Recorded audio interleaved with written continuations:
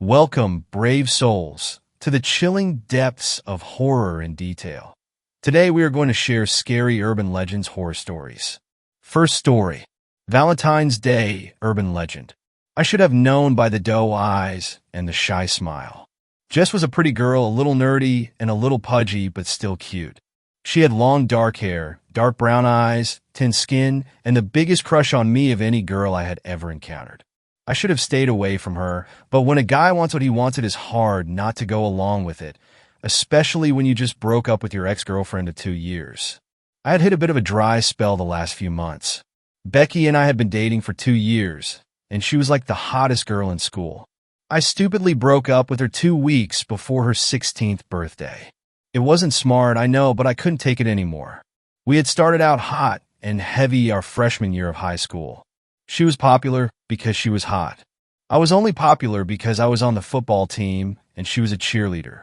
Yeah, I know what you were thinking. How cliché, right? It was true, though. We were that couple. She was tall like me and had blonde hair that went down her back. She had the hottest body, too. You're probably wondering why I would break up with such a hot girl. To be honest, it was because she began to smother me. It started out with constant text messaging. "Hi, Jacob, baby. Sit by me in English class." I'd text her back and tell her something like okay.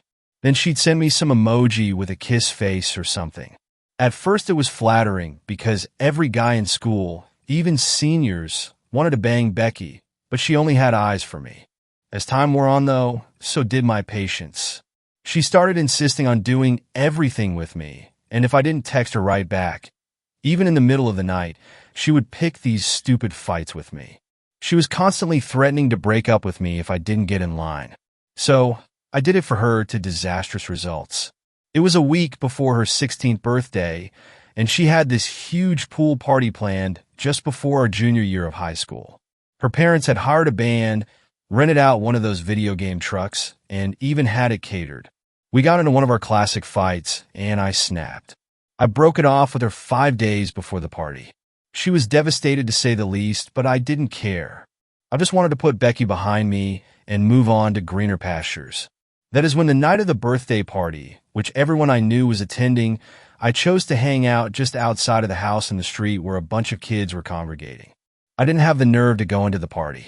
Some of the seniors were going to Lookout Point, which was a name we gave this local hangout spot that overlooked these cliffs that lead into the Atlantic Ocean. Our town had nothing going for it really except tourism in our small Maine town. So that is when I started to notice how other girls looked at me. Other girls being Jess Maccabee. She was so cute that night with her tank top, short shorts, and her hair all down her back in waves like a mermaid. I thought she was so cute the way she looked at me with her big almond-shaped eyes and her heart-shaped face. We were sitting in this area with a bunch of pine trees and lit a fire out of some old tree branches, creating our own sort of campsite. As we sat around that night drinking beers and I was flirting up a storm with Jess, they started telling scary stories and old urban legends. One being the Valentine's Day urban legend. Dan, the oldest of our group, started asking us if we had heard it. We shook our heads in unison and I smirked because I knew Dan and his crazy stories. He was that guy that you knew was going to grow up selling tinfoil hats to talk to aliens. He had a conspiracy story for everything. It was funny to listen to all his suspicions about the government and how aliens lived underground. This would be no different. Well, there was this girl who had been jilted by her lover. So she went to this gypsy, which to get a love spell. The spell was 3 nights before a full moon. You had to get a red stick candle for love and write the name of the person you loved. You had to melt the candle down till it was pliable, and then you had to form it into a doll of the person, adding hair, fingernails, bodily fluids, whatever you had of that person. Rumor has it she only had a black candle. So she did what she could, writing the name of the guy she loved in it, turning him into a little doll. In the original spell, you had to bury it for 3 days, then on the 3rd day, dig it up and leave it out under the full moon. Then some spirit would grant your desire, using the full moon's energy.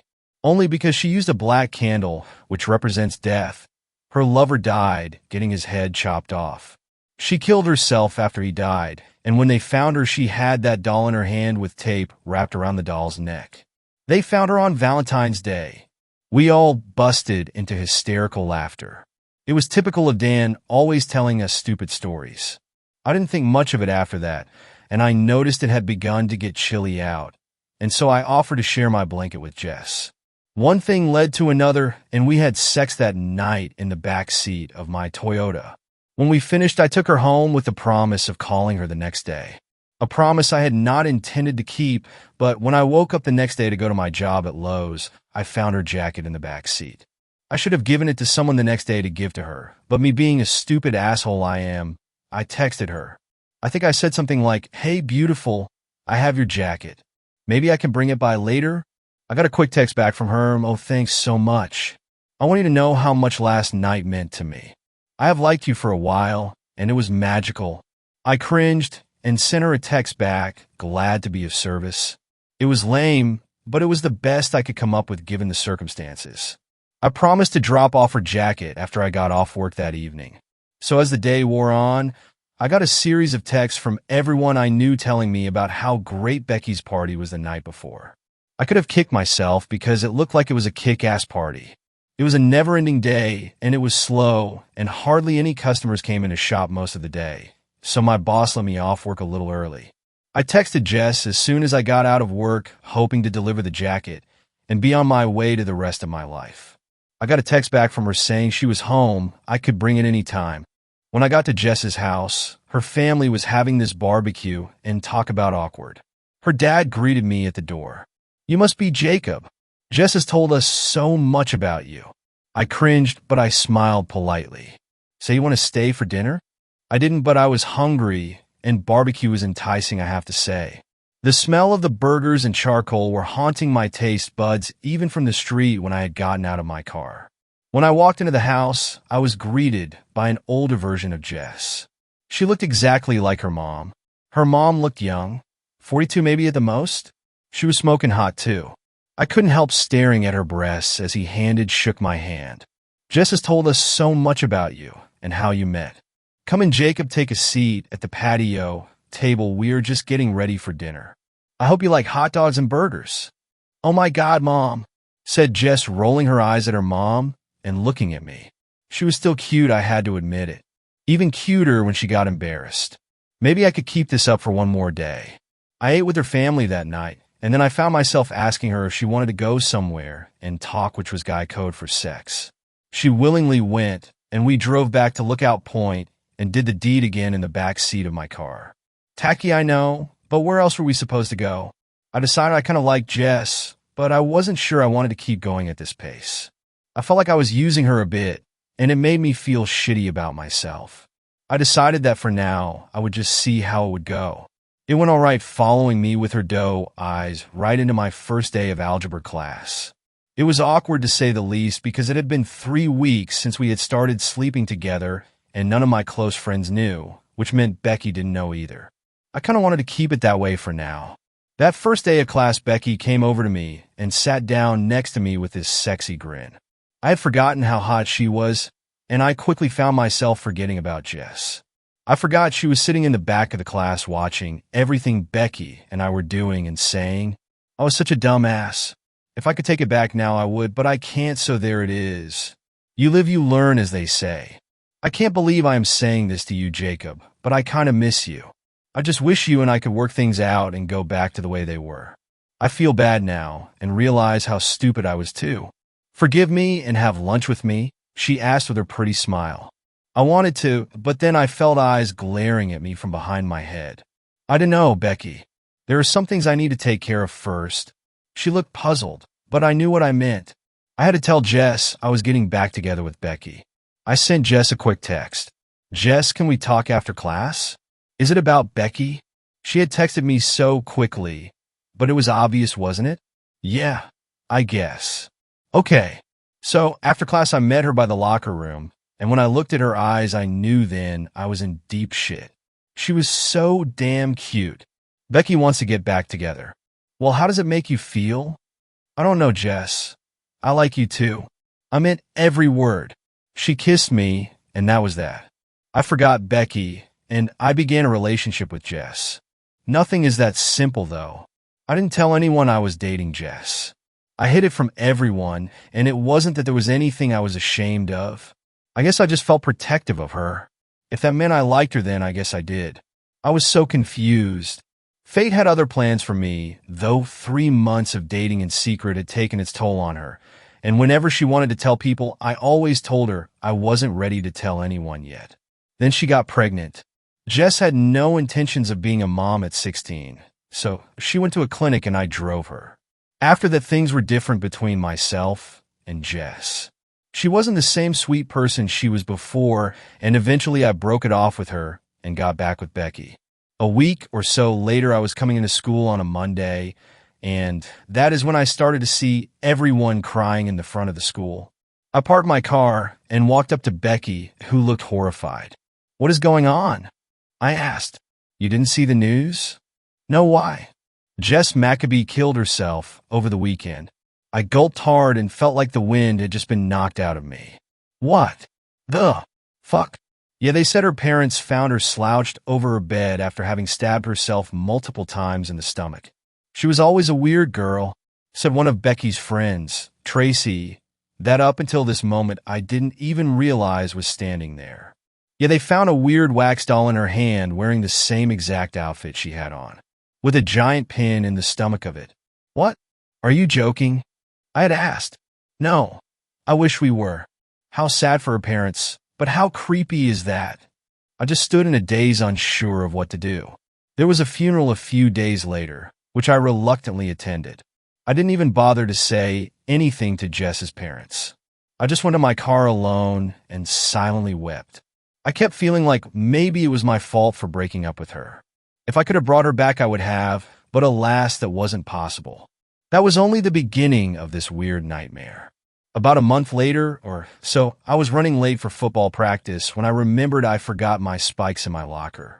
When I went to retrieve them, there was a small 4x4 jewelry box that fell out of the locker with a red ribbon around it. I thought maybe it was a gift from Becky, so I opened it. I smiled as I took the ribbon off. Typical Becky, giving me surprise gifts in my locker. She was the queen of gifts. She was always dropping candy or little lunch bags in there because she knew my combination. When I opened the box, I knew Becky was not the giver of this gift. It was a box with a bloody liver or something in it and a weird piece of red wax melted on it. I assumed it was chicken liver or something, but what I read gave me chills. "Be my bloody Valentine." I dropped the box to the floor, and then I noticed something else. It was a tiny piece of paper. When I opened it up, it was a line of prose as though someone was trying to get my attention. "Valentine's Day is exactly 5 months away. Don't be a square and promise you will be there in the back of your car. It was how it began. Why couldn't you just be a man? Now she is dead and you wish it was all in your head. Go to the spot where you were a lot. You will find another gift there from me to you. Why do you look so blue? Turn that frown upside down. Jess is there now, hoping you will not disappoint her." I dropped my football spikes and ran to the back seat of my car. The back of my car had another box, and at this time it was bigger than the small one. I wondered if I should go to the cops, but my curiosity was stronger, and I opened the back seat of my car. The box had a red ribbon tied around it as well. I took a deep breath and opened the box. Second story. An urban legend follows me wherever I go. My name is Ryoko. I grew up in a rural village in Japan, and I later moved out and traveled to Sweden when I was 18 for a university bursary. The village was located around the north side of Tottori. I lived with sister and mom. I had a few friends around the neighborhood. We loved exploring around the village since it was mostly just plain farmland, but it was beautiful. There was a shrine built at both ends of the village. On the far left side of the village, I lived around 2 houses away from the shrine. Next to the shrine, there was a small shack, and inside was a place for offerings, alongside materials used for rituals. We would do our rituals very different than the rest of Japan. Typically, you did 2 bows, 2 claps, and a bow. In our village, we would gather a white cloth or towel, dirt that has been blessed by a Shinto, a silver scissor, and lastly water that has also been blessed by a Shinto. We would hang the white cloth or towel on 2 wooden bamboo poles. Place a bowl of blessed dirt on a stone slab in front of the towel, and pour half of the blessed water into the dirt. Then gently place both hands into the bowl, covering your hands lightly in the mud. We would then wash our hands with the remaining water over the cloth, essentially dirtying the cloth, while symbolically washing away the evil and transferring it onto the cloth. We would then snip the cloth with the silver scissor, destroying the evil. We would then stand up, bow 4 times, followed by 2 claps and a very deep bow. We would do these rituals every month in order to ward off the evil spirits in our village. There was an urban legend of a woman. Her name was Hinura Ikamori. She was in her mid-20s. She lived exactly in the middle of the village. It was around the time of the month where people would start to complete rituals, but that year, Hinura did not complete her ritual. In fact, she did not do it at all. At the last hour of the month, it was rumored that the people heard loud shrieks at the core of the village. The next morning, people found Hinura's eyes ripped out of her pale corpse. Hinura had a white blindfold wrapped around where her eyes should have been. The blindfold was made out of the clean, white cloth usually used during rituals. Her bedroom was covered in blood. It was said that hours later, her body was not found anywhere. Ever since there has been an urban legend of Hinura. It's said that if you do not complete your ritual before the end of the ritual month, you will find a woman in a white dress, wriggling around, almost dancing with a blindfold on in the middle of a distant field. It's said that if she stops dancing and looks at you, you have one more night to live before she steals your eyes and wears them as her own. But if she takes her blindfold off, you will be curses for the rest of your life and be doomed to have the most torturous life possible until you complete the ritual. But Hinura would make it very difficult for that to happen. I thought that the urban legend was created so that people would complete their rituals. When I turned 13, I decided that I would see if this was true. I was very confident that it was all a hoax. The last night of the month, I didn't do the ritual. At exactly midnight, I felt a presence watching over me. I decided to leave my lamp on that night, but it didn't help. Eventually, I managed to sleep. That night, I had a very vivid dream. It almost felt real. I was in front of the shack used for offerings. It was covered in sealed chains that I had to reach into a pot to grab the keys and break the seal. I entered the shack and closed the door behind me. I bowed down to the shrine, and after that, the doors started to rattle, and the door handle would repeatedly be pushed down until it suddenly stopped. Blood leaked through the bottom of the door before I turned around. There was a pair of eyes aiding on the table on the shrine. The shack started to shake before the door burst open, revealing a tall woman in a white dress, before I woke up in a cold sweat. It was early afternoon when I woke up. That afternoon, I met my friends outside. We went out of the village to go exploring again. After about an hour, I noticed a woman standing in the middle of a field near a mountain. She appeared to be wriggling around. I grabbed my friend's binoculars and looked at the woman dancing around. Her arms were flailing like a flag waving with the wind. She twisted and turned, but not like a human. Her torso twisted right around until she stopped dancing. She was looking right at me. I asked my friends if they saw her too, and they couldn't see anything. She pointed at me as her other hand removed her blindfold to reveal an empty eye socket with blood leaking from them. I told my friends to run as I ran back the village. I told my parents what happened. They immediately sent me to my room and covered the windows and walls with blessed papers. They commanded me not to open my room to anybody. Later that night, somebody knocked at my door, followed by vigorous attempts at opening my door. I fell asleep again shortly after that. The next morning, I was told to complete the ritual, which I did. During the ritual, I spontaneously forgot to complete the ritual with a deep bow. From then on, I would be haunted by Hinura every night for years. I was told to leave Japan several years later for a bursary. I felt relieved that I may be cured of the horrid nightmares I had each night. I moved to Sweden. For months, life seemed to be okay, until about 3 months later. I woke up at 3 in the morning. I looked outside my window and found Hinura dancing. I immediately looked away at her, praying to myself. I could feel her.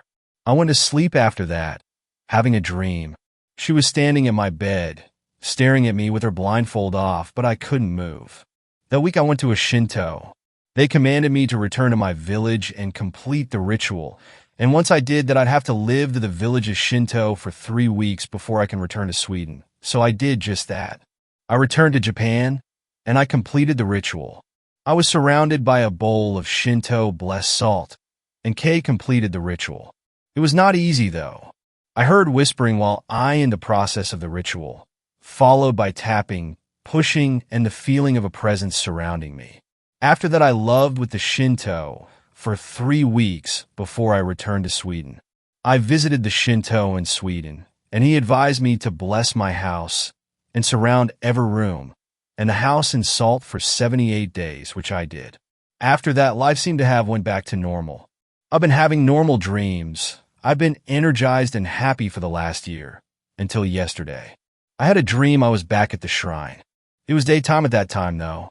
I saw myself as a 13-year-old completing the ritual.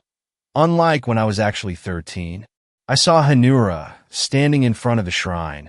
Haldi G, the scissor used to cut the cloth.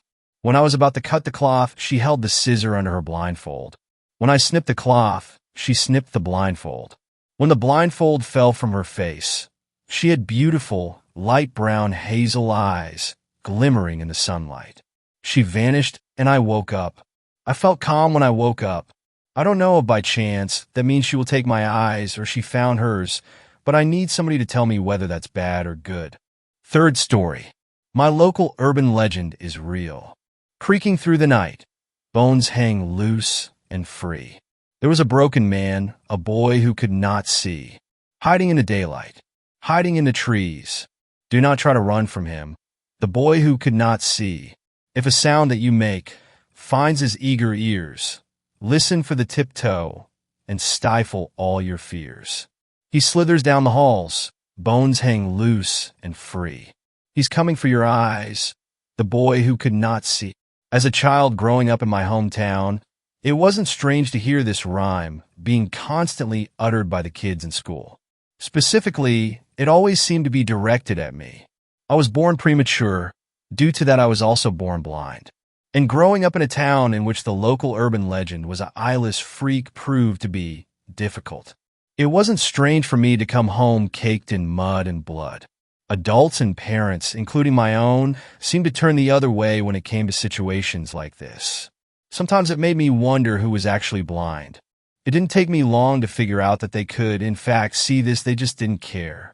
If I had to describe my town in one word, it would be conservative, almost cult-like in the way they handle things. When I was born, it was already decided that I was born cursed, that whatever I had done in my past life had led to this punishment.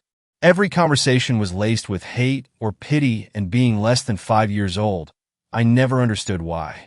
It was only when I was enrolled into school that I first understood. It was when I first heard that rhyme. It was when I first heard a child yell, "She's a blind freak," like the guy in the song, followed by exaggerated and high-pitched screaming and giggling from the other kids. By my second day, I was ostracized and left behind at any chance. For the first 11 years of my life, I had no friends. The week after I turned 11, I met him. It seemed like a normal, miserable day. I sat alone at recess. The week before, on my birthday, I'd been gifted an MP3 by my parents. I used it every day since to listen to music while I sat alone. I was drifting off to the sound of my music when I felt something graze my shoulder. Flinching, I spoke up. "Hello." Even I could hear the visible fear coating my voice. It was clear that I was expecting a beating from hostile classmates. Instead, I was hit by a wave of unfamiliar comfort. "Sorry, didn't mean to scare you. You look sad, so I wanted to say hello." I relaxed at the unfamiliar voice of a boy floating into my ears. His voice was melodic and sweet. I smiled. "Yeah, I'm okay. I don't think I've heard your voice before. Are you new?" He was silent for a moment. "Not quite. I just never saw you before." Another silence filled the warm air surrounding us. It lasted a beat too long. "You're blind, right?"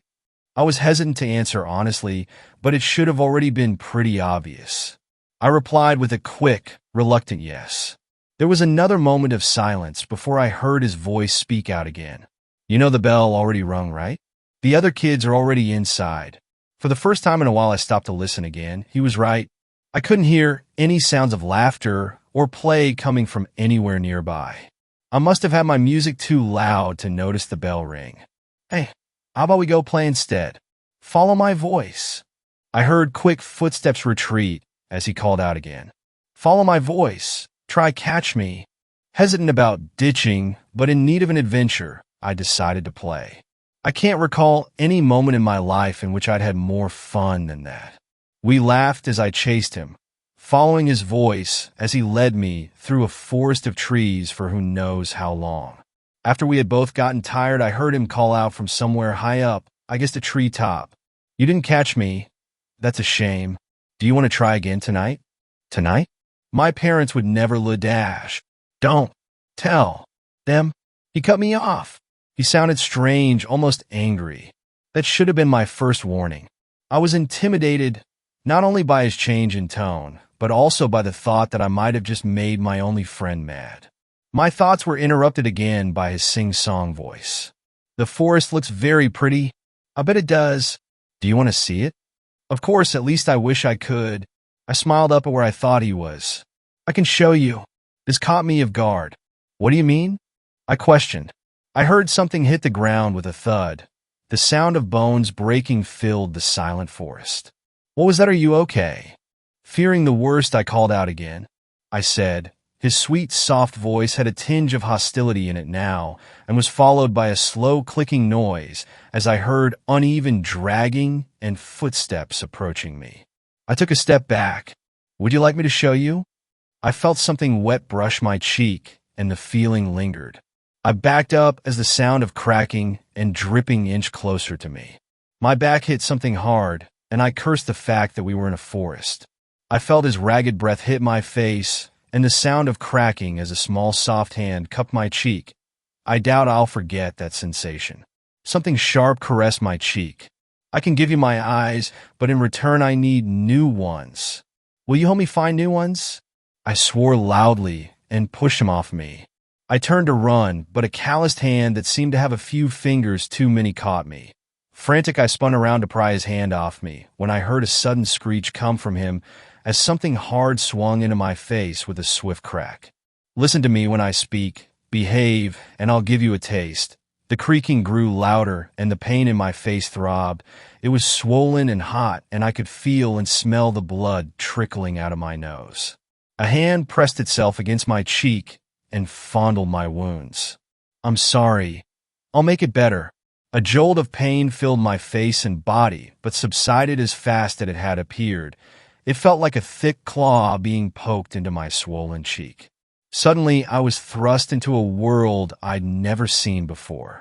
Unfamiliarity flooded into my eyes. I could see. A creature stood over me, neck craning and head tilted. It had eyes that seemed more like windows than anything. They were empty, and they gave me a feeling I don't know how to describe as anything less than fear and pity. The thing towering over me was unnaturally bent, as if every bone in his body was either hyperextended past human limits or broken and unattached. He lowered himself toward my face. I averted my newly found gaze and directed my eyes to the ground. Small bodies littered the ground at his feet. They were children, maybe only 5 or 6 years old. Each one stared up to the treetops with blank expressions. Blood pooled out of their eyeless sockets. My vision faded again, and I was landed softly into unsettling familiarity again. I started to sob. Fear made it hard to do anything else. How was that? He asked it in the same tone as when I first met him, innocent and sweet. I didn't respond. All I could manage was to shake my head. Anxiety knotted my stomach, and I felt bile rise to my throat. Fear clawed its way out of my head, and it pounded with my heartbeat. Don't be ungrateful. Answer me. It wasn't the same soothing voice, but a rough yet still oddly calm voice. The kind of voice that a mother might scold her child with. I don't know if it was foolishness or fear, but I yelled out, tears streaming down my cheeks. What do you want from me? You will see soon. I will show you. A hard fist swung into my face with another hard crack as dread welled up inside me. I felt myself lose consciousness this time as I hit the ground with a thud. When I came to, I could feel the rough grass underneath me. It tickled my neck as I propped myself up. Surrounding me, I heard mumbling from around me and the sound of my mother crying. Footsteps approached me. "Hey, buddy." I recognized the voice as our local police chief. "What's happened?" I was disoriented to say the least. He helped me up as I tried my best to explain what had happened. I must have sounded crazy. I rambled about the bodies lying on the floor, but was dismissed, saying that I was alone when they found me. The police chief shook his head and turned back to talk to my parents. I had apparently been missing for 10 hours. After all the legal business had been done, I was taken back home and given a stern talking to about skipping school. I could barely pay attention. That night I didn't sleep. How was I supposed to with everything that had happened that morning? How was I supposed to when I could hear the tapping on my window and the creaking that managed its way into my room? How was I supposed when I could make out the clear rasping and hot, uneven breath that lingered on top of me as I tried to fall asleep? In the morning, I heard it creak open my window as it left with the dragging of its feet. As I got older, I learned what the imagination of a child could do. I'm 23 now. I've made peace with the way I was raised, and as soon as I left my home, I found a job. I even rented an apartment that I would be able to afford on my own. Still no friends, but things were better. I was happier. I hadn't thought about that incident in so long. I had chalked it up to the mind of a child, something I'd made up as an excuse or an escape. Everything was behind me. That was until last night. Last night, I woke up to the sound of uneven dragging sliding across my wooden floor. I woke up to the smell of death permeating my room. Every creak of my floorboard was accompanied by a soft, sweet humming. Suddenly, I felt like a child again. The same primal fear flooded into my stomach. It only worsened when I had felt something sharp begin to caress my cheek. I felt every breath as he continued to hum to me. I heard him say something I hoped never to hear. It was a barely audible whisper. "I'm ready for you now." In the morning, he retreated. I felt him get on all fours and slide under my bed. I hesitated to get out of bed. That morning, I ignored how every step I made was followed by the sound of dragging, mirroring my every move near perfectly. The sounds retreated back under my bed as soon as I got to my front door. I didn't go to work today. Instead, I'm holed up in a local motel. It won't take long for it to find me again, and I pray I survive this. But just in case, I wanted to tell someone about why I'm not around. I'll be in touch again if I make it out of this. Fourth story. The Legend of the Mogollon Monster, before my encounter. Like many boys, I attended Cub Scouts. The youth program gave me many fond memories such as camping, hiking, swimming, but most of all, campfire stories. My father would attend these camping trips and always had the same story to tell. The Mogollon Monster, pronounced Mogion. The Mogollon Monster was popular at Boy Scout camp, as the Mogollon Rim was only a few miles from the campsite. So by namesake alone, we were well within its territory. The Mogollon Monster was an Arizonan urban legend. It was supposed to resemble the notorious Bigfoot, only with monstrously huge eyes. Most accounts claim that it towers at a massive 8 feet tall, with eyes the size of grapefruits that glow an ominous red. The creature was supposedly nocturnal and prefers to decapitate its prey. According to legend, it will come to you if you whistle at night in its territory. All this can be found on Wikipedia. But it's not the monster itself that I am writing about, rather the story that isn't told on Wikipedia or any other book, anthology, or internet forum that I have been able to find. According to the story, sometime during the early 1900s, a family lived on a farm somewhere along the Mogollon Rim. If I remember correctly, they were cattle farmers. As cattle farmers, the entire family pitched in to help. In these parts of Arizona, it isn't uncommon for people to own several acres of land, so the more hands to help, the better. This family had a gated segment for their cattle to roam. The children would help wrangle and herd the cattle, as I can only assume cattle farmers do. I think that they either sold some of their property or that they got new neighbors because a new fence was being posted along the perimeter of their land. At the far end of the fence was a flagpole with a huge American flag. Both neighbors were patriots, so neither complained. Now Arizona gets most of its rainfall between late summer and early fall. This is called monsoon season. As a kid, it was my favorite time of the year. Arizona is known for its brutal heat, so heavy rain is a bright contrast to its devastatingly high temperatures. You can say, oh, but it's a dry heat, all you want, but spend a summer in Arizona, and you will be just as thrilled about the monsoons as I was. While I may have enjoyed the monsoon season, I feel like it would cause trouble for cattle farmers. In this story, that is the case. The rolling clouds of thunder frightened the cattle herd, and one particularly mischievous cow found its way outside of the gate. Not wanting the cow to escape for good, the father of the family started to get dressed in rain clothes to go outside and reunite the lost cow with its own kind. Before the father could finish, his eldest son, whom we shall call Jeremiah, told his father to not worry about it. As the eldest son, Jeremiah was always trying to prove his independence. His father, whom we shall call Jacob, took pride in the capabilities of his son, so he did not dispute the generosity despite it getting dark outside. Jacob could hear whistles and clicks from his son as Jeremiah tried getting the stubborn cow back to where it belonged. Jeremiah must have been outside for almost half an hour. By then it was completely dark out. Jacob heard his son scream. This was the first time Jeremiah had screamed like this since he was a little child. Fearing that Jeremiah must have tripped and broken an ankle, or even worse, gotten bit by a rattlesnake, Jacob immediately ran outside to find the source of the commotion. Much to Jacob's astonishment, he saw a hulking figure running off with Jeremiah draped over its shoulders, still screaming madly. Jacob could hear the monster mimic or maybe even mock the boy's pleas for help. Thinking quickly, Jacob ran back inside to grab a shotgun. He told the rest of his family to stay put before running back outside in the direction of the monster. Jacob ran as fast as his feet would take him, hoping beyond hope that his son was still okay. However, the boy's screams had abruptly stopped.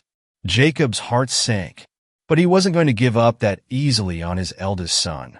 He continued onward until he found fresh footprints in the ground. They were man-shaped, but dwarfed Jacob's feet in comparison. He followed these footprints for several hundred feet until they seemed to have disappeared.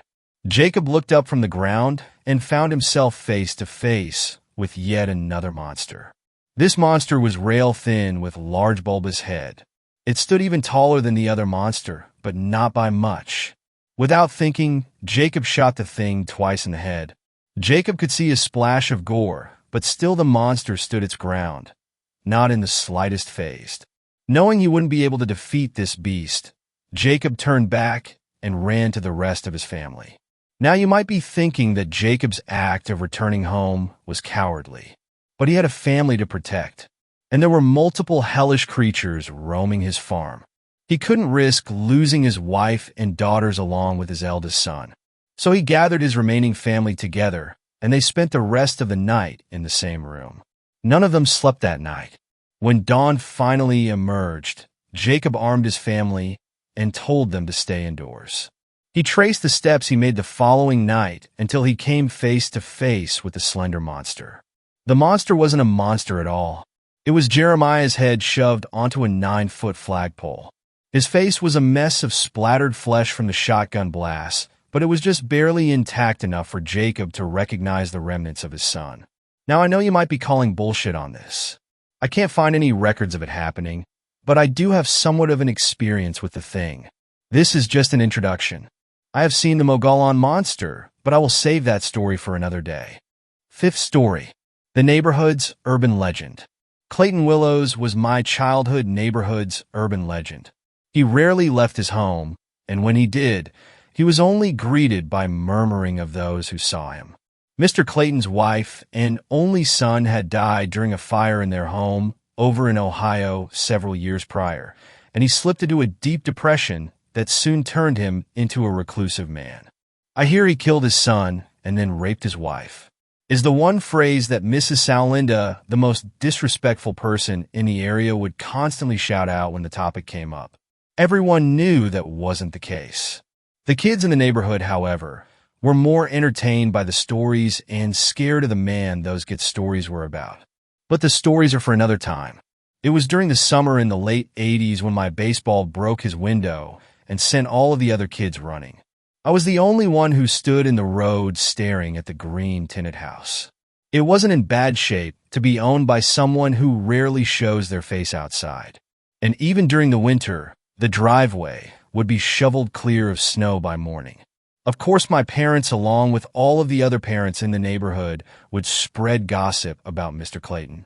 Despite everything that I had heard over the years, I walked up to the door and knocked. At first there was no response, so I knocked again.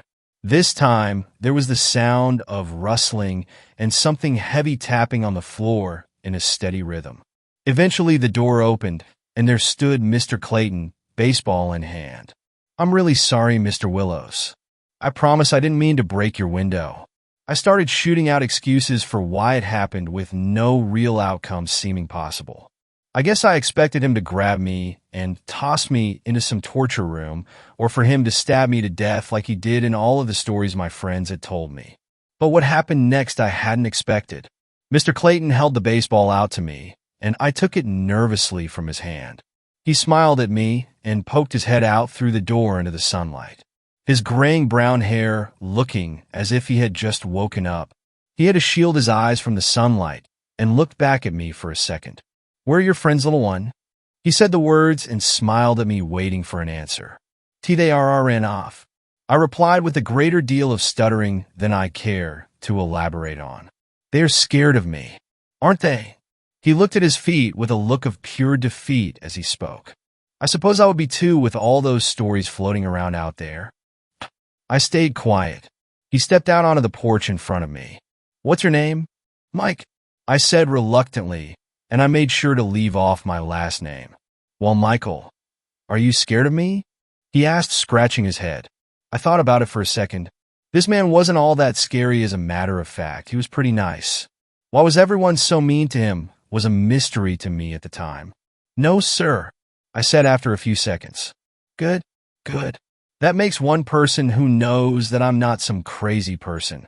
He laughed when he finished his sentence and started to walk back inside. "Mr. Willows, I broke your window. Aren't you going to tell my parents?" I asked without thinking. He turned and looked at me before smiling. "It's been a long time since someone was willing to have a conversation with me. I'll fix the window as long as you promise it won't happen again." "Yes, sir. I promise." He smiled and walked back inside, closing his door behind him. I stared at the door for a minute before I heard someone behind me. "Psst, Mikey, get out of there." I turned to see a few of my friends standing in the road motioning for me to run. I walked up of the porch and joined them as we returned to my house. When we got there, they began asking all kinds of questions about Mr. Clayton. Did he have the scar from his wife cutting him with a knife? Jay asked. "Screw the scar." "Did he have the red eyes, Mike?" Ryan asked. "No. Guys, he was just a normal old man." "I don't get why everyone is saying this stuff." I responded, but somehow in their eyes I had become the bravest kid in town.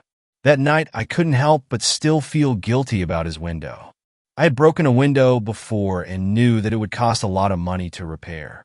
I decided that the next day I would go see Mr. Clayton and see if I could help him with anything. I walked up the porch steps and knocked on the door. After a few minutes, the door opened, and once more there stood Mr. Clayton. He smiled when he saw me. "Michael, what are you doing here?" he asked. "Mr. Willows, I know you said I'm not in trouble, but I think I should at least help you with something to repay you for the window." I said, trying to be responsible like my parents kept telling me to be. "I don't have anything that I need help with," he said after apparently thinking for a short period. "Well, can I at least keep you company then?" I said immediately. "I know you don't have many visitors, and I thought maybe we can be friends." "Friends?" He rubbed his chin and looked at the sky. "It's been a long time since I had a friend." I waited patiently for an answer. "All right then, friend. Come on in," he said, walking into his house and leaving the door open. I hesitantly walked inside, and closed the door behind me. The house was very clean and well organized. He had a massive bookshelf against the wall across from the door, and a table beside it was covered in pictures of his wife and son. I followed him into the living rooms. There was a picture of him holding his son and his wife with her arms around his neck. Smiling, all smiling. He walked up next to me and put a hand on my shoulder. "That's the love of my life, Rachel, and my son, Jimmy," he said after a short silence. They were my best friends. I looked up at him and saw him wipe his eyes. He looked back down at me. "What happened?" I asked without thinking and quickly tried to take back the question, realizing what I had asked. I lost them in a fire when we lived in Ohio. I tried to go back in and save them, but she was stuck under a bunch of wood. She handed me Jimmy and told me to get out. Jimmy stayed alive until we got outside, and then he was gone too. He looked away into another room and then down at me. "Do you want a drink? I have Coca-Cola and Sprite."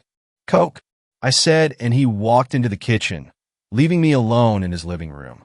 When he came back, he was holding 2 cups and sat down on the couch. He started telling me stories about World War II and talking about how he used to work in the construction business. And we talked for the rest of the day.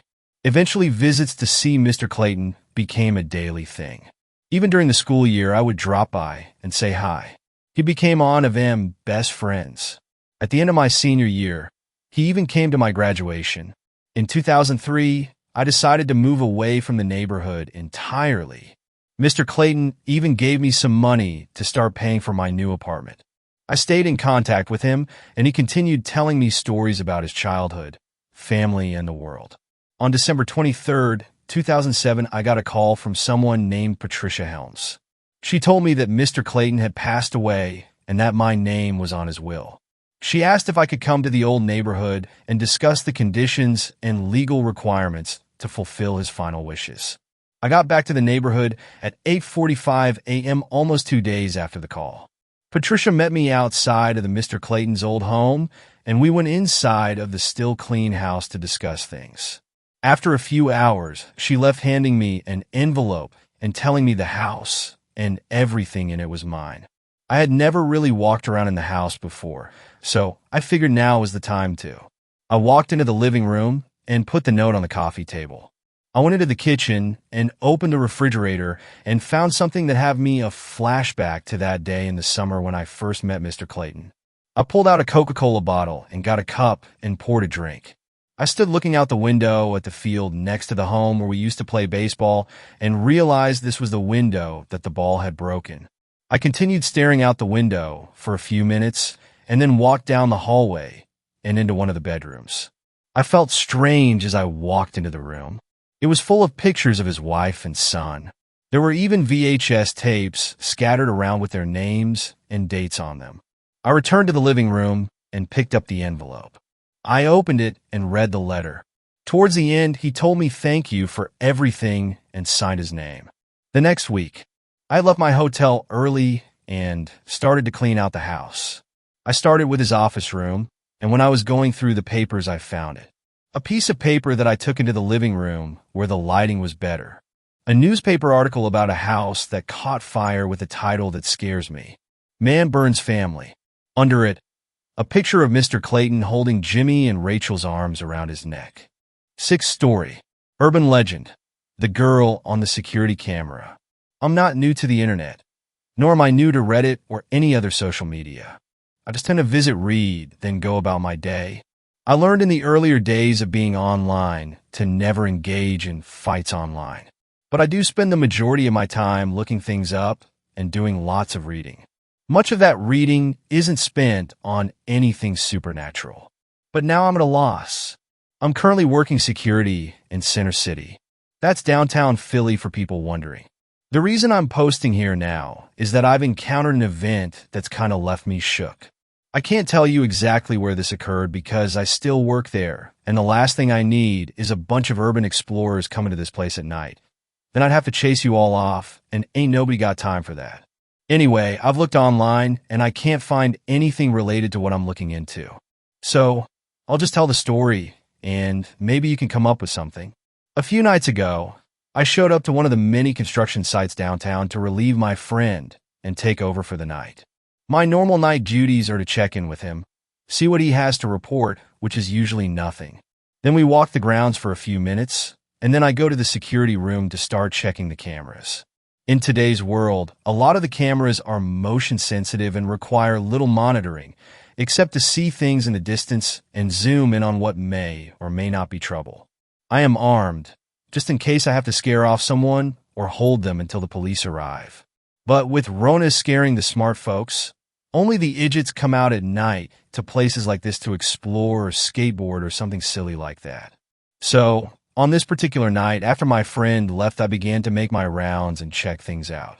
I went down to one of the lower levels, and I noticed an odd set of bricks sitting in the middle of the floor. At first, I wasn't going to worry about it, because this site was under reconstruction.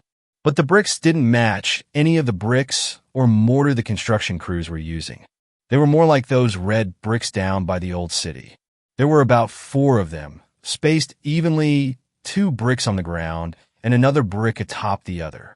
Thinking they were just keepsakes or whatever from the crew, I left them there and continued my rounds. It was about 2 hours or so later when I got the chime of one of the security cameras. I put my phone down and looked up at the camera. This girl was walking about the site with her hands in her pockets. I was going to get on the horn to tell her this place was off limits and dangerous and that she needed to go home. But instead, I just watched her. She was walking with purpose, like she knew exactly where she was going and was in absolutely no hurry. I zoomed in closer to get a good look. She was a black girl, pretty with brownish skin, and kind of looked like old girl from Black Panther, Nakia. Lupita Nyong'o, that chick. It looked kind of like she was whistling something. She was wearing some biker shorts and a t-shirt, and looked like she wasn't carrying anything I could see. She went right to the bricks on the level I had been on earlier. She didn't approach them right away. She just stood there for a moment, like she was examining them. Her head was tilting sideways, while she rubbed her chin.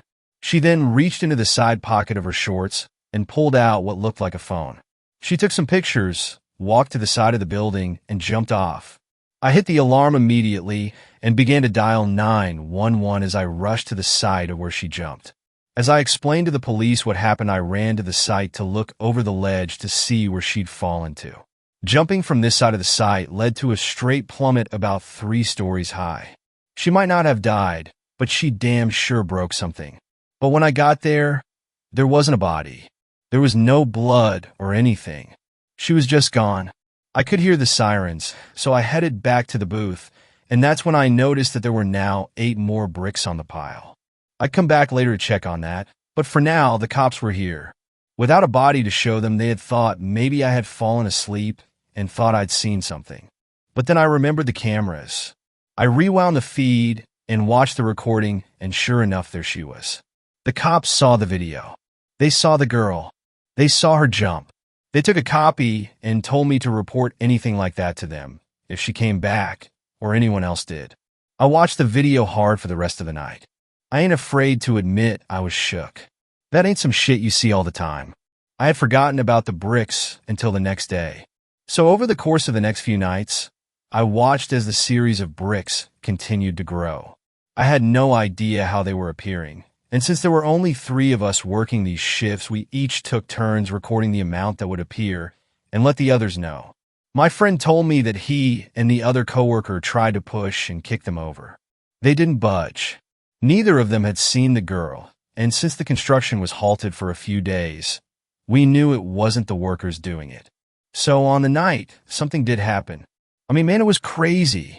I was looking up ancient bricks and ghost bricks, all type of damn bricks online to see if there was anything I could find. Maybe this place was on a burial ground or something. But one site I found had a great way of explaining the thing about burial grounds and hauntings. The whole world is a burial ground. Things have been dying since they've been living. The whole world is haunted. So that wasn't it. So I just watched the bricks again while I searched. That's when I noticed it looked like it was forming some type of arch. As they stacked themselves, they looked like they were growing into a door or something. I was tempted to call the cops again, but the bricks building themselves were never recorded.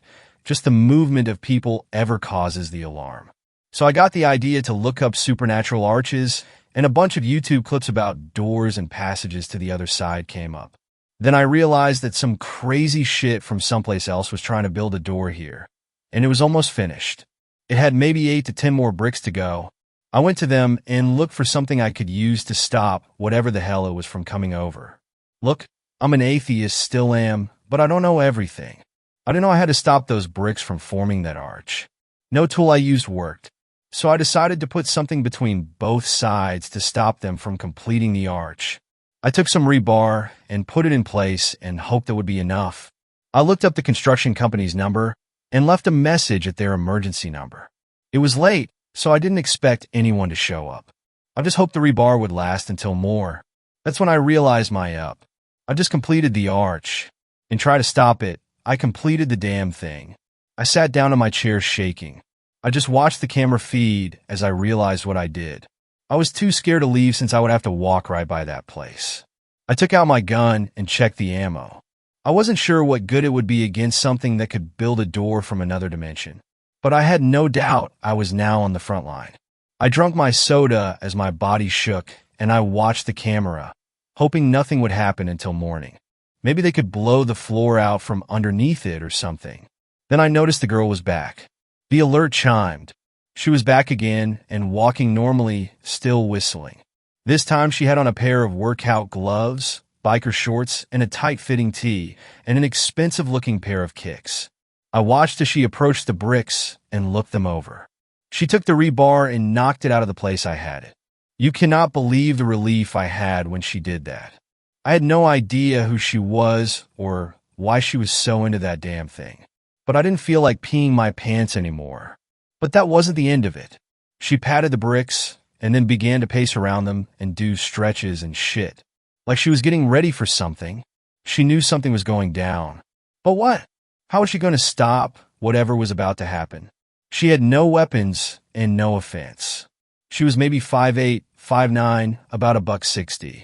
I mean, she was in shape, but I think I could have taken her easy. Then for the first time on camera, bricks appeared and continued to form the arch. As she backed away, I noticed her smile a bit. She moved away from the arch in a straight line, counting her paces. Then she knelt in the stance as runners do when they race. She didn't move for like 30 minutes. Her head down, and she held the running position as the bricks began to close the arch. I cocked the gun without thinking, but I was still too scared to move. Sorry, ladies, but she was on her own. I had a feeling manning up was going to get me dead real quick. Sweat was pouring down my face as the last brick appeared and clicked into place. I held my breath as I watched her, her head still down, and then I switched to the arch. Something was happening. The bricks did a 180, and something black began to form in the center. When I say black, I mean black. It was so black it was like it swallowed the light in the immediate area, and still she didn't move. Her head was still down. Then something, I don't know, man, some old freaky shit, some Lovecraft, Edgar Allan, horror shit started coming out of the arch.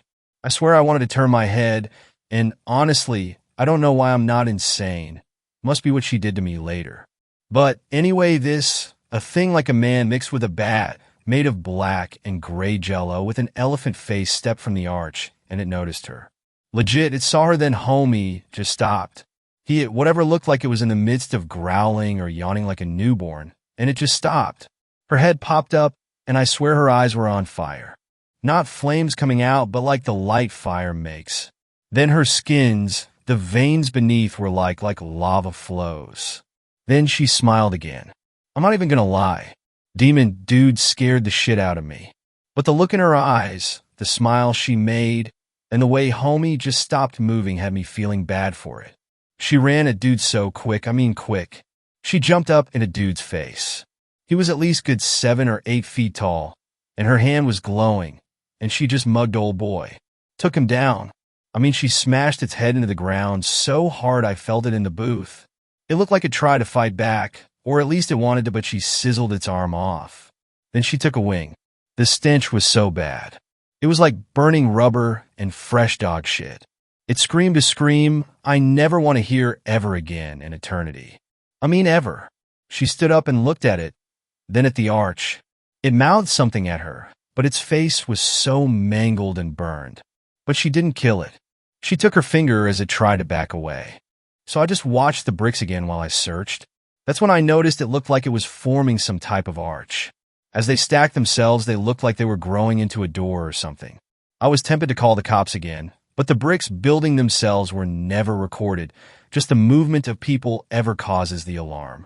So I got the idea to look up supernatural arches, and a bunch of YouTube clips about doors and passages to the other side came up. Then I realized that some crazy shit from someplace else was trying to build a door here, and it was almost finished. It had maybe 8 to 10 more bricks to go.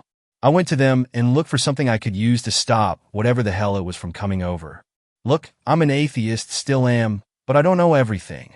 I didn't know I had to stop those bricks from forming that arch. No tool I used worked, so I decided to put something between both sides to stop them from completing the arch. I took some rebar and put it in place and hoped that would be enough.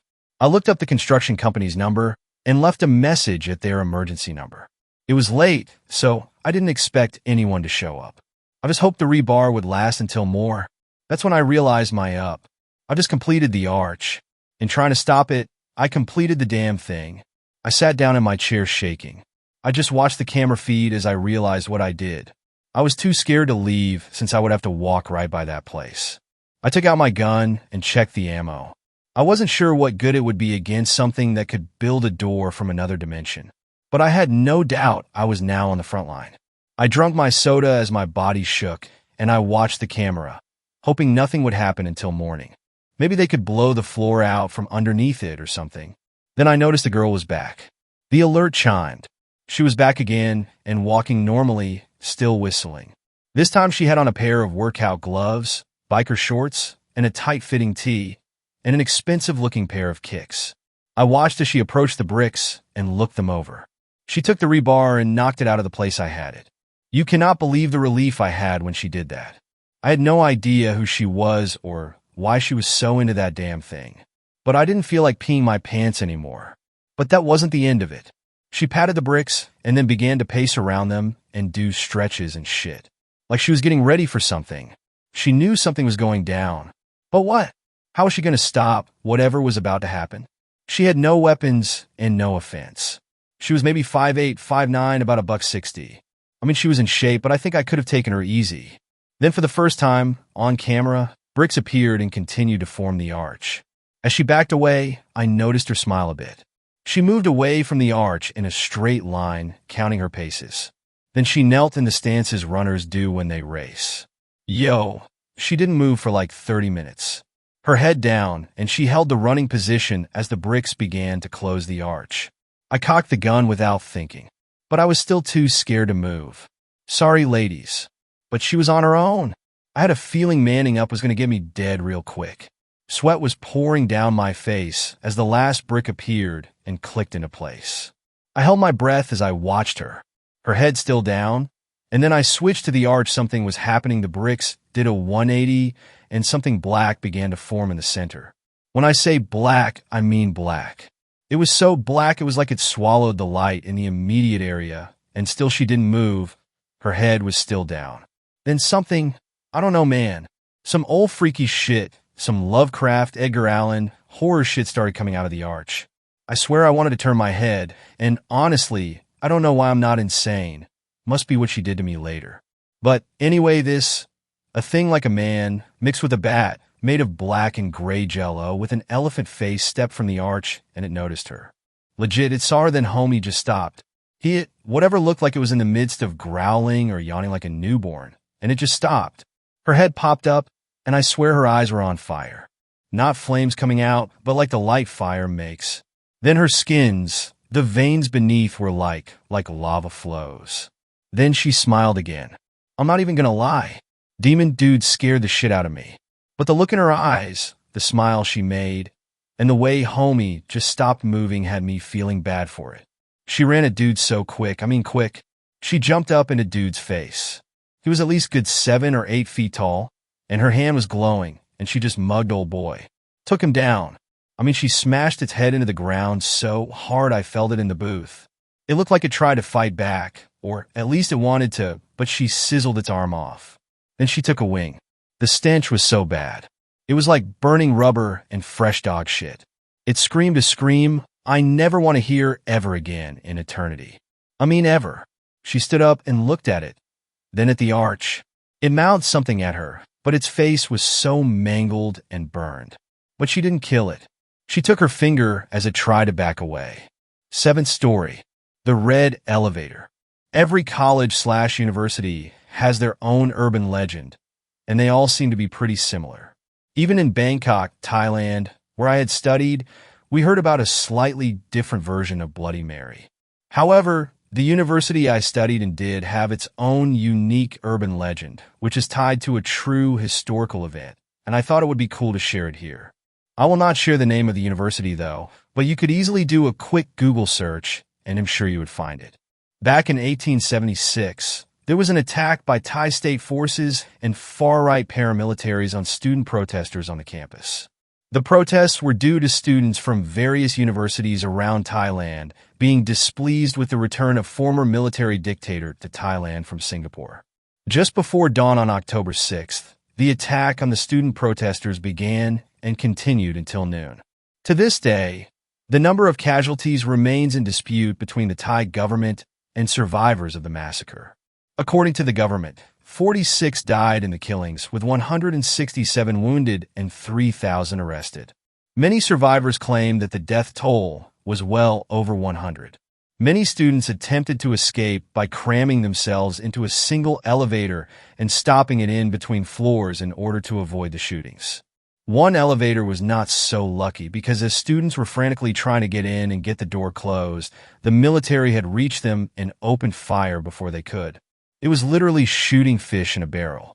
After the ordeal was over and reparations were being made, that particular elevator had red stains from the blood of all the students.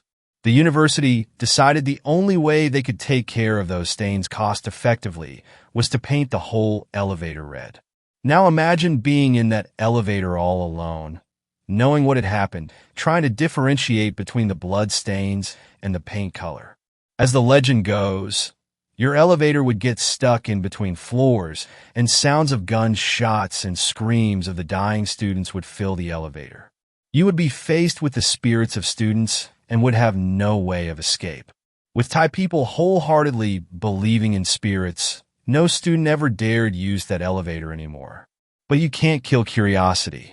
Students wanted to know what would happen if someone used that elevator, but they didn't want to be the one to do it. After several years, things got better in the country, and foreign exchange student programs began to develop. Enter a new foreign student who had only just come to Thailand and has no idea about its history as of yet. She was a girl from Japan, fresh-faced, and excited about her first time being abroad. She made good friends and eventually started dating local guys.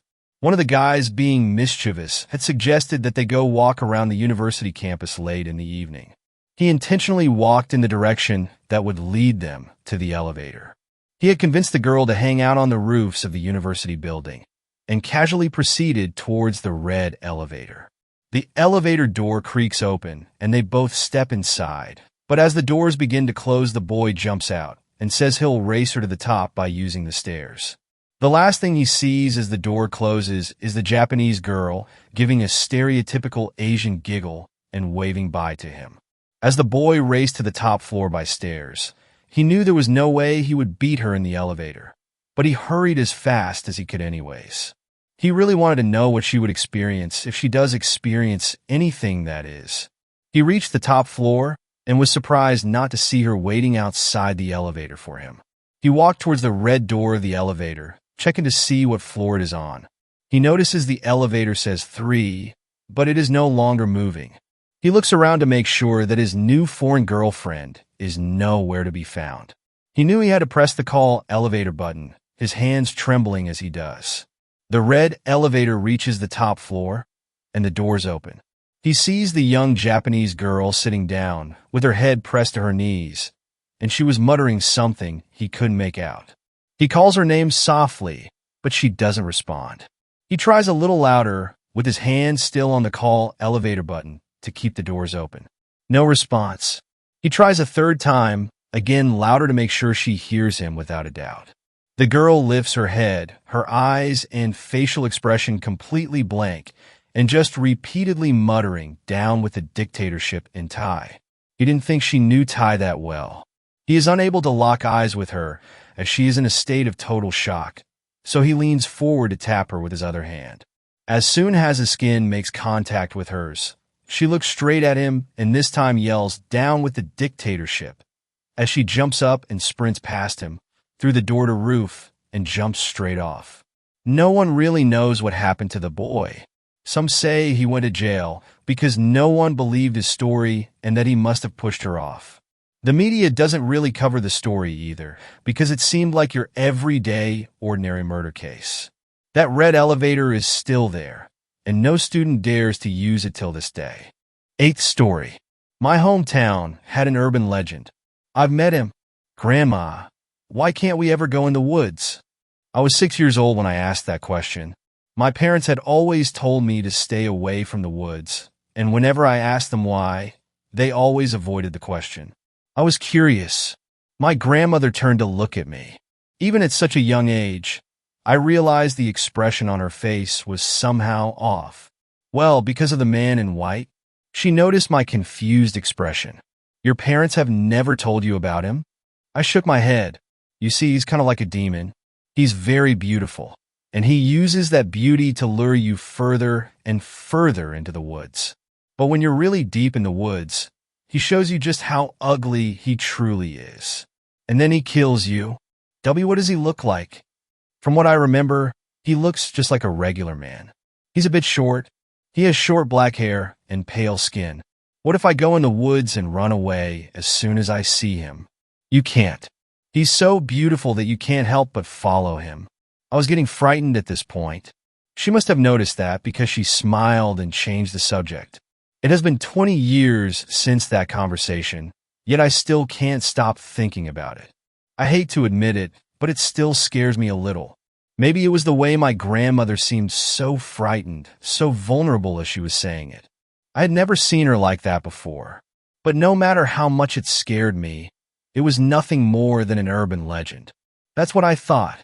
Recently, I decided to visit my hometown. On my last day there, I decided to explore the woods. I had always wanted to, and I wasn't going to be stopped by an urban legend. I had been wandering around the woods for about 15 minutes, admiring the beautiful scenery, when I saw him. He was stunning, skin white as snow, which matched his clothes. Silky black hair, contrasting his overall pale appearance. Words aren't enough to describe his beauty. The mere sight of him made my lips curl upward. Suddenly, he turned around to face me. "Oh, hello," he said, looking slightly embarrassed. His voice was so calm, so peaceful that it put me at ease. His pale face seemed to redden slightly. I felt as if my cheeks were on fire. I smiled at him. He smiled back. Oh God, that smile. So beautiful, coy, yet inviting. It feels bittersweet to think about it now. Would you like to come with me?" "Where?" To my home." The shade of red on my cheeks seemed to deepen. "Okay, sure." He gently touched my hand, which almost made me swoon. Do you mind if I—" "Not at all." Our fingers intertwined, and we started to walk through the forest. As we talked, I noticed the forest became more and more beautiful. The trees seemed to become taller, and the leaves thicker. It was mesmerizing. We walked for what seemed like hours, but I didn't mind. Everything around me was so beautiful that every second with them seemed like heaven. Plus, the destination would be worth it. We finally arrived at a small wooden cabin. "We're here," he said, opening the door. It was rustic but charming. I entered, closing the door behind me. He looked deep into my eyes and brought his hands up to his face. He began clawing at it frantically. It was bleeding, yet he didn't seem to care. He just kept scratching. "Are you okay?" He ignored me as he peeled his skin. I took a step back. He peeled his skin off completely, revealing gurgling, thick black sludge, as hideous as he was beautiful. It crept towards me. I frantically tried to open the door, but it seemed to be locked. It crept closer. I jumped out of the window. Glass pierced my whole body. I was in so much pain, but I had to get away from it. I ran as fast as I could. I was slow considering my injuries. Every day I thank God that it was slower. I don't know how I did it, but I somehow managed to escape the vast woods and get myself to a hospital. I didn't tell the doctors how it happened. They wouldn't believe me. I left the town that day. I never came back. I have only one thing to say to whoever is reading this. Look out for the man in white. Ninth story. An urban legend came true. When I was studying in England, I was at a university in Manchester. Like nearly all of the student accommodation available, the house me and my 5 friends rented was in a rather undesirable area, cheap, and was, well, not the nicest of houses, cheap. Manchester is an awesome city, but like all cities, you have got to be careful where you are and who you interact with at night. It was a standard Saturday night in November. Me and the lads drank a stupid amount of beer before heading out to a club for a night of borderline illegal debauchery. We had tickets for the event that night, some DJs were playing, and it was set to be a belter. When I say set to be a belter, it means we had all had a shitload of booze even before we left the house, such as the culture of the binge drinking student. We have all been there. 10 p.m. rolled round, and we got sorted and left the house. We left the upstairs landing light on, standard. Everyone hates getting home drunk and stumbling around in the dark trying to find the light switch. We decided to walk to the club. It was only 20 minutes walk away, and we didn't want to get a taxi. Plus, we were smashed. Who cares about a brisk walk? We got halfway when I realized that I had left my goddamn entry ticket on the kitchen counter. Don't worry, guys. I will jog it back now and meet you in the queue for the club, I exclaimed and started running back to our house. 5 minutes later, I was standing at the front door. The last one out had left the fucking door open. I severely cussed at him under my breath. We are living in a rough part of Manchester, and leaving the door open is such a schoolboy bitch mistake to make. I had my Alienware computer upstairs and everything. I was going to tell him straight once I had gotten to the club. So I went in and thought I saw a shadow move across the landing upstairs, silent as a ninja and just as disconcerting. Fuck it, I was drunk. It was nothing. I was paranoid. I knew exactly where my ticket was, so ran into the kitchen, grabbed my ticket, and ran back out, making sure to lock the door behind me. I jogged back to the club, met my friends in the queue, and boom, a raucous night out was had. We all left together when the lights came on about 5 o'clock a.m. We were all sorts of inebriated. Mooching home, I remember that my dick housemate had left the door open. I incoherently told him the error of his ways, and we had a bit of laugh about it. That is until we got to the house and saw that the fucking door was off its hinges. We exchanged looks in a fuck this, we don't need this right about now way. After some deliberation and a phone call to the police, we decided to man up and take a look inside. After all, we were 6 male adults, we frequented the gym, and a couple of my housemates were kickboxers. The alcohol gave us the courage we needed, though, I am sure. Entering carefully, we started switching on the lights, room by room. We didn't hear anything out of the ordinary. There was no movement upstairs, but my God, it was tense. The house was clear. No one was there that shouldn't have been. The police came, and very little was done about a house full of students getting robbed. Happens all the time, right? Wrong. This shit does not happen all the time. My housemate came through into the hallway where we were gathered, white as a ghost, with a knife and a piece of paper in his hand. He had found the note stuck into the plasterboard wall, separating the kitchen from the lounge, the knife pinning it to the wall. All it said was, "I bet you were glad you didn't turn the lights on." There had been people in our house when I grabbed my ticket. There had been someone upstairs and someone in the kitchen when I ran in earlier that night. Those people were very real, and one of them was very much holding a blade. I am so glad it was pitch black. 10th story. Urban legends. Growing up in Sparrow Creek, there was little else to do than count the days until we'd finally be old enough to ditch the place. I guess that's why urban legends became as big as they did in my small hometown. It became a weekend tradition for the teenagers of Sparrow Creek to sneak out past curfew and meet up by the creek to start a big bonfire, all while passing around urban legends. Being only 12 when this fad was born, I was too young to join in their escapades, but was too old to bide my time playing house with the little kids on my street. My older brother, Kurt, was 15 at the time and was one of the lucky kids who got to experience the bonfire. I remember one time I caught him sneaking back in. I guess he had probably thought that I was already tucked into bed, but I had actually been up waiting for him. I had always wanted to join one of these bonfires, but Kurt had responded with "You're too young" every time I asked. I figured that maybe, just maybe, if I was able to catch him coming back, that he would bring me with next time. And guess what? It worked. The following Saturday, Kurt and I pretended to go to bed at curfew and waited silently for our parents to retire for the night.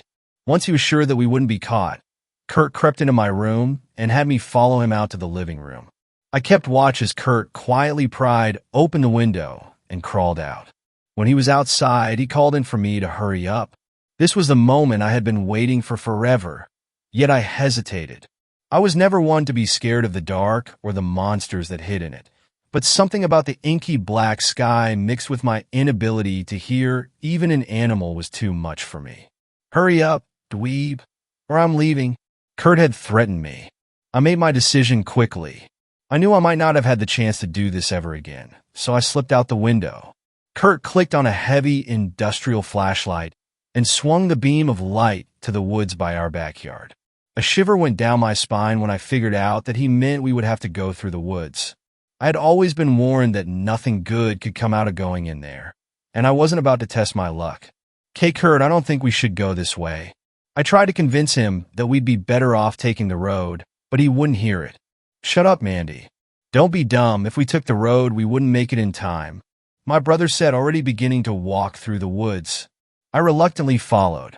I knew that while the creek was by one of the main roads, if we cut across the woods, we might have even been able to beat everyone else there.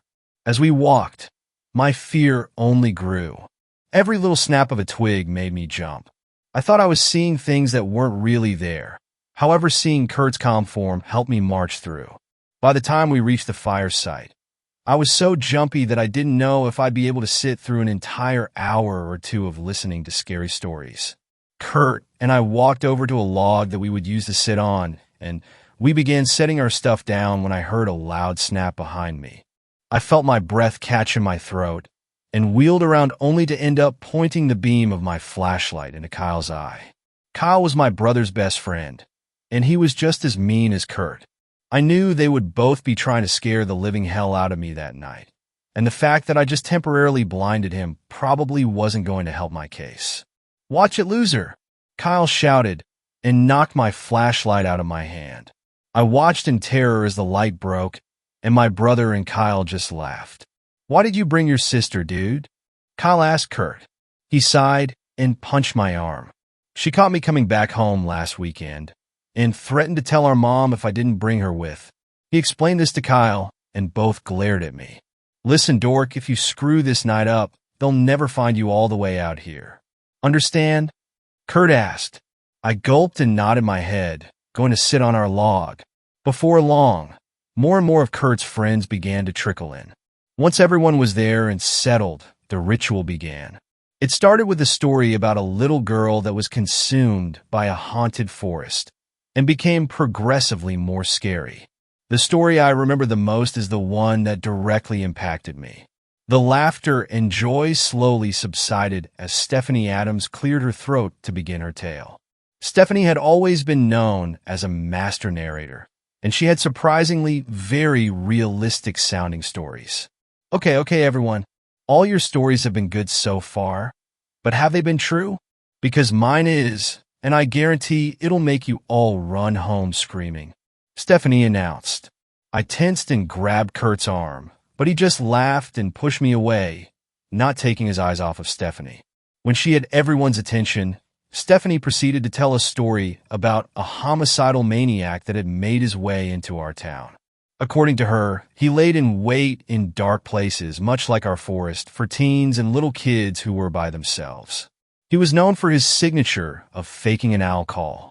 This made me uneasy because there happened to be lots of owls indigenous to our woods. I asked Stephanie what would happen to you if he caught you, and she replied that he would kill you, and the only way you'd be found is if someone stumbled across your bones. According to her, the man would bury his victims in the forests he stalked, taking a lock of hair with him as a souvenir. Needless to say, I was pissing myself with fright. I begged Kurt for 20 minutes straight to go home, to not stay in the woods with the crazy man. Kurt got pissed at me for making his friends laugh at him, for having a wimpy sister, he said, but agreed to take me home anyway. On our walk back home, I heard a singular owl call off in the distance and let out a small squeak. Kurt chastised me for being a wimp and told me it was just a real owl. When we got home, Kurt sent me back in through the window, yet didn't follow me. Aren't you coming? I asked him. Kurt scoffed at me. And what, have my friends think I'm a wimp too? No thank you. I'm going to go back and have a good time. Later, loser, he said, turning to leave. I called out in alarm. Kurt, please don't go. I have a bad feeling. Besides, if you go back, I'll tell Mom you've been sneaking out and try to scare me by making me come with. I taunted him.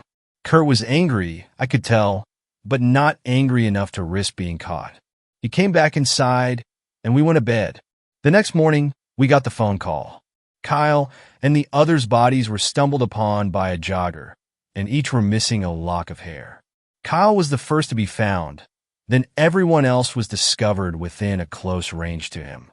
Well, everyone but Stephanie. And looking back on it now, Stephanie always did the best bird calls. Thanks a lot for watching the video. Till the end, subscribe to Horror in Detail for more videos. Drop your suggestions in comment section.